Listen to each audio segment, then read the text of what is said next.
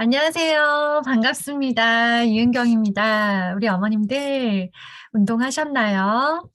네, 독서 하셨나요? 지금 대답하고 계시죠? 네. 아마 제 영상을 보실 때는 혼자 계실 때가 많을 텐데요. 대답해보세요. 재밌어요. 저는 이제 교회를 다니는데 제가 좋아하는 목사님 유튜브 설교 들으면서 대답을 되게 열심히 해요. 근데 재밌어요. 그냥 이렇게 듣고만 있는 것보다 훨씬 뭔가 제 마음과 몸이 정리되는 느낌이 많이 들더라고요. 네, 우리 어머님들 오늘은요, 슬초쌤께 물어봐 두 번째 시간이고요. 역시나, 카페에 남겨주신 질문 중에서 하나를 골라서 이렇게 공유를 드리도록 하겠습니다. 4학년 아이 때문에 걱정하다가 글을 남겨주셨어요. 문제는 아이가 학업 스트레스, 즉 공부를 못하는 것과 공부를 많이 해야 되는 것에 대해서 처음으로 스트레스를 이제 표현을 하는 상황이에요. 이제까지는 사실 이제 엄마표로 주로 하셨거나 아니면 엄마표가 아니라 하더라도 그렇게 막 스트레스를 받을 만큼 많은 양의 공부를 하지 않았기 때문에 딱히 뭐 아이가 힘들다라거나 막 짜증을 낸다거나 스트레스라고 생각되는 그런 상황들을 만나지 못하신 경우들이 많으실 거예요. 근데 이렇게 이제 좀 한다고 하다가 얼마 하지 않아 놓고 스트레스를 받아버리는 그런 아이를 만나게 되실 거예요. 이건 언제나 누구든 분명히 만납니다. 초반부터 좀 달리신 분들의 경우에는 저학년 때, 1, 2학년 때도요, 이런 모습을 만나고요. 좀 그냥 뒀다. 그러니까 많이 달리지 않았다라고 하시는 분들도 언젠가는 만나게 됩니다. 왜냐하면 언젠가 한 번은 내 능력 이상의 공부를 하게 되는 순간이 오고요. 이제까지 해왔던 것보다 한 두 배 이상의 그런 많은 공부들, 그리고 내 능력보다 좀 너무 어렵다라고 하는 공부를 만날 수밖에 없어요. 그래서 이 질문은 언젠가 학업 스트레스를 표현하는 그런 아이를 만나게 될 모든 우리 어머님들께 드리고 싶은 그런 영상이다. 함께 우리 고민해 봐야 되는 문제가 아닌가라는 생각에 네, 말씀을 드렸습니다. 처음에는 아이가 너무 힘들다고 영어 공부를 안 하던 아이가 이제 본격적으로 하다 보니까 학습으로서의 영어를 시작을 하고 열심히 한다고 했는데 결과가 좋지 않으니까 아이가 엉엉 울었다고 해요. 아이가 우는 모습을 보면서 엄마는 네, 어머, 얘가 많이 힘들었나 보다라는 생각을 하기는 했지만 중요한 거, 이 정도는 한다라는 생각이 든 거죠. 그리고 너 이제 겨우 4학년인데 이제 처음으로 학업 스트레스 받았냐? 실은 다른 애들은 2학년, 3학년 때부터 이런 과정을 겪고 있었다. 너 진짜 네가 얼마나 행복한 줄 모르는구나. 너 이제까지 너가 얼마나 많이 놀았는지 모르는구나. 라는 말을 하고 싶은 상황이죠. 그래서 이제 어머님께서 뭐라고 하셨냐면, 음, 영어학원 다니는 애들 대부분 그런 식으로 공부한다. 힘들게 외우고, 틀리면 또 다시 외우고 한다. 이제 너 고학년 되면 더 수준 높아지고 외워야 할 어휘량도 늘어나게 될 텐데 적응해야 되지 않겠냐. 적응해라. 언제까지 이렇게 징징거릴 거냐라는 표현을 하셨다고 해요. 네, 이 사연이 굉장히 재밌어요. 그래서 카페에 가셔서 꼭 보셨으면 좋겠고요. 그랬더니 아이가 네, 딱 잘라서 엄마한테 네, 아마도 네, 째려보면서 말했겠죠. 그 애들과 비교하지 말아줄래? 라고 했다고 하죠. 그랬더니 어머님이 순간 욱해서 비교하는 게 아니라 네가 충분히 할 수 있을 것 같은데 힘들어하니까 그런 거지. 엄마는 네가 이겨낼 수 있다고 보는데 라고 답했더니 이제 이후로 영어 얘긴 하지 말래요. 자기가 알아서 한다고. 네, 우리 어머님. 먼저는 위로를 드리고 싶습니다. 자, 이 시기를 만납니다. 누구나 만나요. 어떤 과목을 몇 학년 때 만나냐의 차이인 것 같아요. 음, 이 시기를 안 만날 수는 없고요. 자, 이 시기를 만나서 이렇게 한 번씩 실패를 하실 거예요. 소위 말하는 대화의 실패, 그리고 아이의 공부 감정을 공감해주고 거기에서 좀 어떤 발전적인 결론을 내리는 그런 훈훈한 대화에 실패하게 되실 거예요. 일단은 부모의 기대는 높고 우리가 알고 있는 소위 말하는 열심히 달리고 잘하는 아이들의 경우에는 어느 정도 수준까지 가고 있는지를 너무나 잘 알고 있기 때문인 거죠. 자, 초등학교 6학년 아이가 고등학교 3학년까지 수학 과정을 다 끝내고 두 번째 반복을 하고 있는 아이도 있습니다. 그러니까 빨리 달리려고 마음만 먹으면 얼마든지 빨리 갈 수 있는 그런 속도의 시대를 살고 있고요. 우리 엄마들은 그런 사실들을 알고 있는데 아이들은 모르는 상태죠. 그러니까 서로 머릿속에 다른 생각을 하면서 대화를 하니까 자꾸 무너지는 것 같아요. 자, 우리 엄마 머릿속에 뭐가 있든 상관없이 비교의 대상은 그 아이들이 아니어야 돼요. 왜냐하면 그 애들도 우리를 그 집 엄마랑 비교하지 않았어요. 왜 우리는 아이를, 가만히 있는 아이를 자꾸 아이가 한 번도 본 적도 없는 그 어느 동네 연예인 같은 그 아이, 전설 같은 아이, 그 아이랑 자꾸 비교를 하면 안 되죠. 그죠? 네. 비교 대상은 아이의 과거, 현재, 미래여야 돼요. 비교 자체가 나쁜 게 아니에요. 발전적인 비교, 좋은 비교가 있습니다. 아이의 작년 모습, 그리고 지금의 모습, 그리고 앞으로 어떻게 될 것 같다라고 하는 예상치와의 비교. 이것들은요, 아이를 굉장히 성장하게 만들고, 행복하게 만들어요. 그리고 더 하고 싶다라는 생각을 하게 하죠. 대표적인 비교법 아시죠? 네.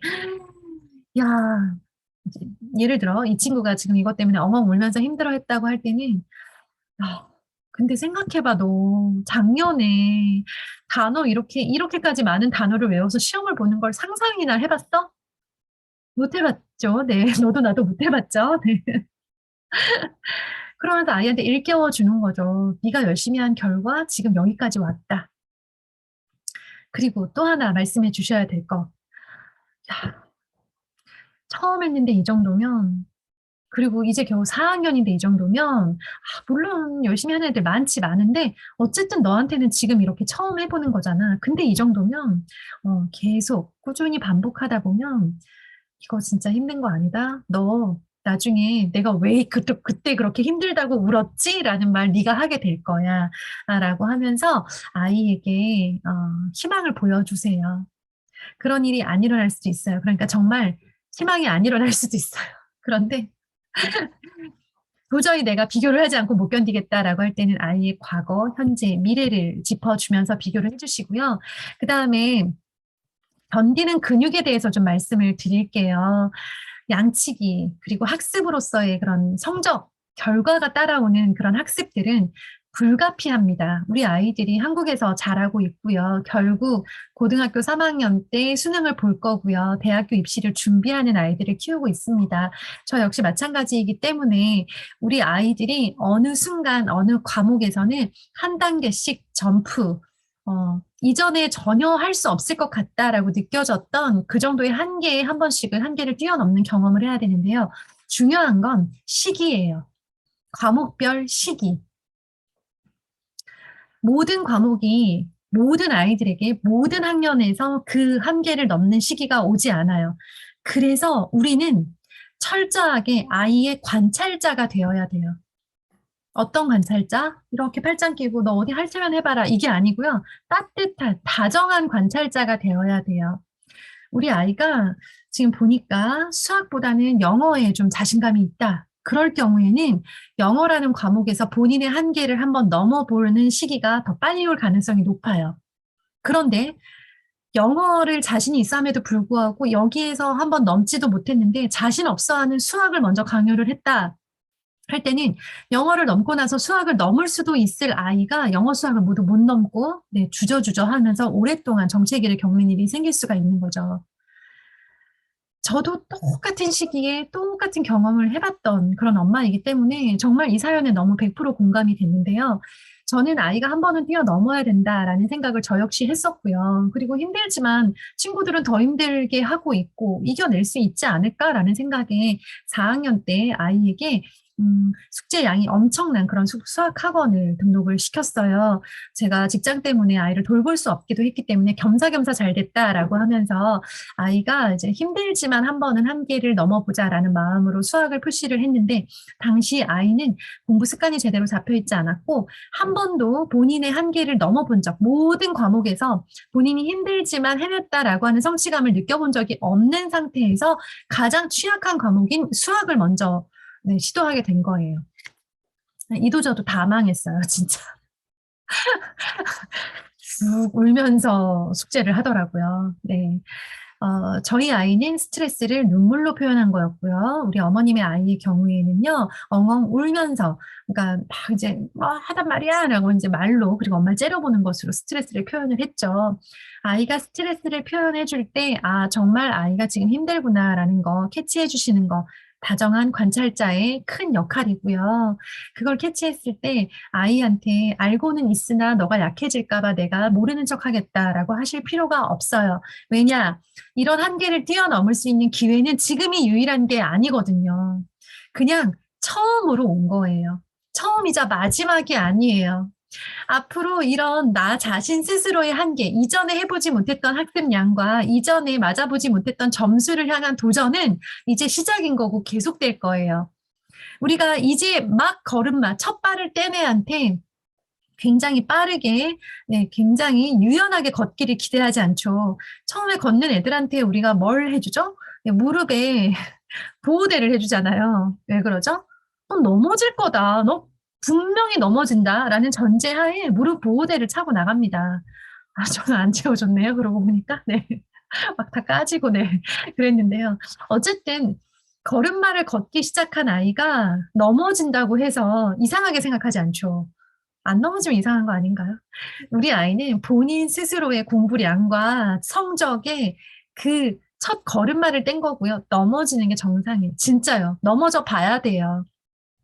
넘어져 봐야 되고요.